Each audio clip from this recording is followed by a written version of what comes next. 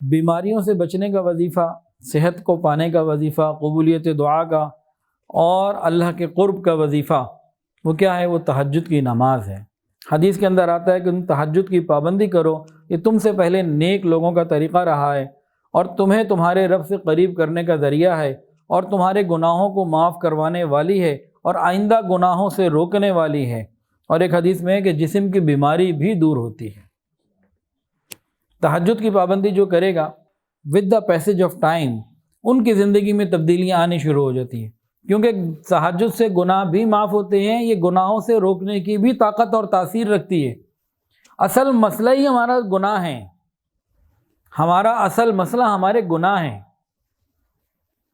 اس سے ہماری جان چھوٹ جائے تو سارے مسئلے حل ہو جائیں۔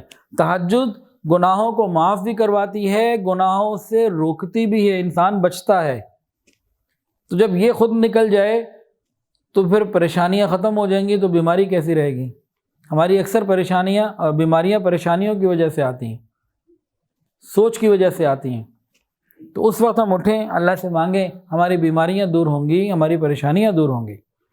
اور ڈپریشن جس کو ہے وہ روزانہ تہجد میں اٹھے اور 15-20 منٹ کم سے کم اللہ کی یاد میں بیٹھے، انشاءاللہ 2-3 مہینے میں دیکھے کیسے ڈپریشن دور ہوتی ہے۔ پکی بات ہے، کر کے دیکھے کوئی، سکون اللہ کی طرف سے آتا ہے۔ اور ایک اور عجیب بات، فجر کی جب اذان ہوتی ہے نا تو اس میں ایک زائد جملہ بولا جاتا ہے جو باقی سارا دن نہیں بولا جاتا۔ وہ جملہ یاد ہے کسی کو؟ الصلاۃ خیر من النوم، ساروں کو یاد ہے۔ اٹھتا کون ہے اس وقت؟ چلے نہ بتائیں۔ الصلاۃ خیر من النوم کیا مطلب؟ نماز نیند سے بہتر ہے۔ اس وقت جو بندہ نماز کے لیے کھڑا ہوتا ہے، نیند سے اٹھ جاتا ہے، اللہ اس کو بیماریوں سے بھی بچاتے ہیں۔ نماز نیند کے لیے نیند سے بہتر ہے، یہ آخرت کے اعتبار سے بھی ہے، یہ صحت کے اعتبار سے بھی ہے، یہ رزق کے اعتبار سے بھی ہے، یہ پریشانیوں کو دور کرنے کے اعتبار سے بھی ہے، ہر اعتبار سے ہر پہلو اس کے اندر موجود ہے۔ نماز نیند سے بہتر ہے۔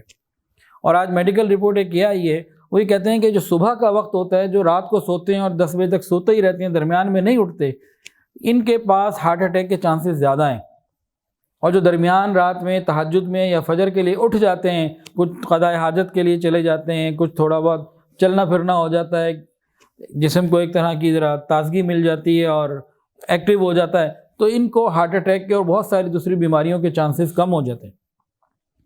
یہ آج کون بتا رہا ہے؟ سائنس بتا رہی ہے۔ اور رسول اللہ صلی اللہ علیہ وسلم 1400 سال پہلے بتا چکے ہیں کہ تہجد بیماریوں سے روکتی ہے۔ تو آج میڈیکل سائنس بھی یہ بتا رہی ہے کہ جو یہ تہجد، مطلب انہوں نے تہجد نہیں بولا، انہوں نے فجر نہیں بولا، ان کا درمیان رات میں اٹھ جانا اور تھوڑا بہت چلنا پھرنا، کچھ کام کرنا، کچھ کھا پی لینا، اس سے بیماریوں سے بندہ بچ جاتا ہے۔ ارے خدا کے بندو، 1400 سال پہلے نبی علیہ السلام نے بھی تو یہی بتایا ہے نا، تو تہجد ہم پڑھ لیں تو انشاءاللہ اللہ تعالیٰ آسانی فرمائیں گے۔